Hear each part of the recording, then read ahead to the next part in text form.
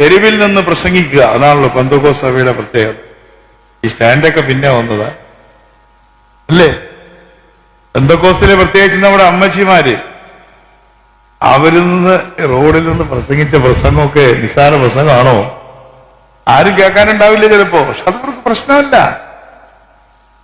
കേട്ടാലും കൊള്ളാം, കേട്ടില്ലെങ്കിലും കൊള്ളാം, കേട്ടവർക്ക് കൊള്ളാം എന്നുള്ളതാണ് അന്നത്തെ പാസ്റ്റർമാരുടെ രീതി അല്ലേ?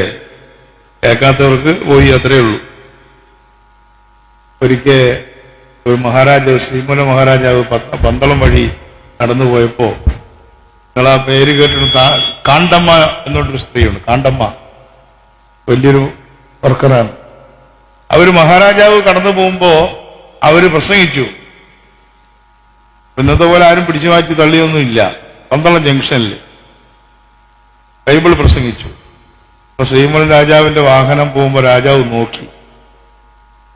100 വർഷം മുമ്പാണ്. അപ്പൊ രാജാവ് അത് കണ്ടാൽ മതി. രാജാവ് അവരെ എടുത്ത് മാറ്റാണെന്നും പറഞ്ഞില്ല, ഇപ്പോഴാണ് എടുത്ത് അറിയുമല്ലോ. പാർട്ടിയുടെ പ്രവർത്തനം പറഞ്ഞു, അവൻ അതൊക്കെ നിർത്തിയപ്പോ കീബോർഡ് വായിക്കുകയാണ് ചെയ്യുന്നത്. അപ്പൊ എങ്ങനെ അത് പെന്തക്കോസ്ത് സഭയുടെ കീബോർഡ് വായനക്കാരന. അപ്പൊ വാള് താഴെ വെച്ച് കീബോർഡ് എടുത്തു. നല്ലതല്ലേ? അവന്റെ കുടുംബത്തിൽ സമാധാനം വന്നില്ലേ? കുട്ടികൾ സ്കൂളിൽ പോകാൻ തുടങ്ങിയില്ലേ? അല്ലേ? അപ്പൊ ഇത് സത്യത്തിൽ ഒരു ഗവൺമെന്റിന് ചെയ്യാൻ പറ്റാത്ത കാര്യമല്ലേ? ഒരു ഗവൺമെന്റിന് ചെയ്യാൻ പറ്റും. അപ്പൊ അതുകൊണ്ട് ഞങ്ങൾ ഗവൺമെന്റും രാഷ്ട്രീയ പാർട്ടികളും ഞാനടക്കമുള്ള എല്ലാ പാർട്ടികളും പരാജയപ്പെട്ടെടുത്ത് ഒരു സാമൂഹ്യ മാറ്റം സൃഷ്ടിക്കാൻ ഇന്ന സഭ എന്നില്ല, നിങ്ങൾ ഇറങ്ങിച്ചെന്ന് പ്രവർത്തിച്ചു. ഞാൻ അതിന് നിങ്ങൾക്ക് നന്ദി പറയുകയാണ്. ഞാൻ ഈയിടെ വേറൊരു മിനിസ്ട്രിയുടെ പരിപാടിക്ക് പോയപ്പോ അവര് ചെയ്യുന്ന വർക്ക്, ഈ കൊല്ലം തിരുവനന്തപുരം ജില്ലയിലാണ് ഏറ്റവും കൂടുതൽ ആത്മഹത്യ നടക്കുന്നത്. പാവപ്പെട്ട ആളുകളാണ് ആത്മഹത്യ ചെയ്യുന്നത്, പണക്കാരെ ആത്മഹത്യ ചെയ്തത് നിങ്ങൾ വളരെ കുറവല്ലേ? അല്ലേ? 100 ആത്മഹത്യ നടന്നാൽ അതിൽ പണക്കാരന്റെ ആത്മഹത്യ ഒന്നേ ഉണ്ടാവുള്ളൂ. പാവങ്ങൾ ഈ മദ്യത്തിനും മയക്കുമരുന്നിനും അടിമപ്പെട്ട് വഴക്കുണ്ടാക്കി ആത്മഹത്യ.